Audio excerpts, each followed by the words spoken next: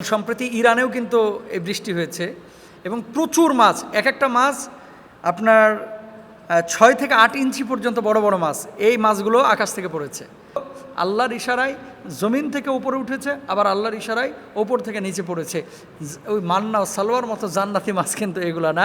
ইউরোপের একটা দেশ হুন্ডুরাস থেকে আমাদের এক ভাই, তিনি মুসলিম, আবদুল্লাহ খান, উনি প্রশ্নটি করেছেন যে মোহতারাম, আমাদের এখানে প্রায় বৃষ্টি হয় এবং বৃষ্টির সাথে মাছ পড়ে, বৃষ্টির সাথে মাছ বৃষ্টি হয়, বড় বড় মাছ পড়ে। তো এই মাছ পড়ার ব্যাপারে কোরআন হাদিসে কোনো ব্যাখ্যা আছে কিনা? আসলে কোরআন হাদিসে এটা নিয়ে ডিরেক্ট কোনো কিছু বলা নাই। তবে হ্যাঁ, ওমা মিন দাব্বাতিন ফিল আরদি ইল্লা আলাল্লাহি রিজকুহা, জমিনের উপরে আল্লাহ সুবহানাহু ওয়া তাআলা যত কিছু রেখেছেন, এই যে প্রাণীকুল, এদের রিজকের ব্যবস্থা একমাত্র আল্লাহ সুবহানাহু ওয়া তাআলা করেন। বিজ্ঞান কিছু তথ্য প্রকাশ করেছে, এই তথ্যগুলো অথেন্টিক। এবং সম্প্রতি ইরানেও কিন্তু এই বৃষ্টি হয়েছে এবং প্রচুর মাছ, এক একটা মাছ আপনার 6 থেকে 8 ইঞ্চি পর্যন্ত বড় বড় মাছ, এই মাছগুলো আকাশ থেকে পড়েছে। মূলত এটা আসমান থেকে মান্না ও সালোয়ার মতো পড়ে না।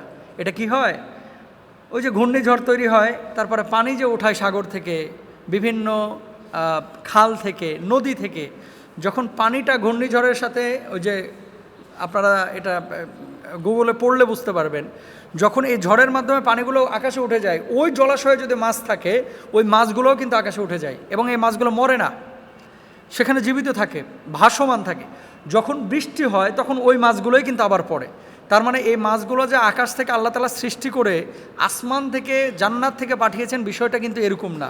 এবং বিজ্ঞান যেটা বলতেছে, সারা ওয়ার্ল্ডের বিজ্ঞানীরা একমত, এগুলো দুনিয়ারই মাছ, ওই ঘূর্ণিঝড়ের সাথে এটা উপরে উঠে গিয়েছিল, বা পানি যখন উঠানো হয়েছিল উঠে গিয়েছিল, ওই মাছগুলোই কিন্তু আবার রিটার্ন আসতেছে।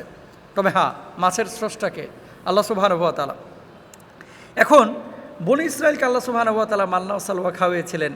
এই মাছগুলোকে এখন কেউ যদি মনে করে যে জান্নাত থেকে এসেছে, বা মান্না ও সালওয়া, বা আলাদা কোনো এটার ফজিলত আছে, বা আলাদা কোনো এটার হিকমত আছে, এখানে আলাদা কোনো বিষয় এরকম কিন্তু নেই।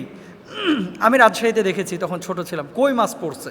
এবং আপনাদের এলাকাতেও দেখবেন যে অনেক সময় ওই যে কই মাছ গাছের উপরেও নাকি উঠে যায়, অনেক সময় এমনটা দেখা যায়, এরকম হয়।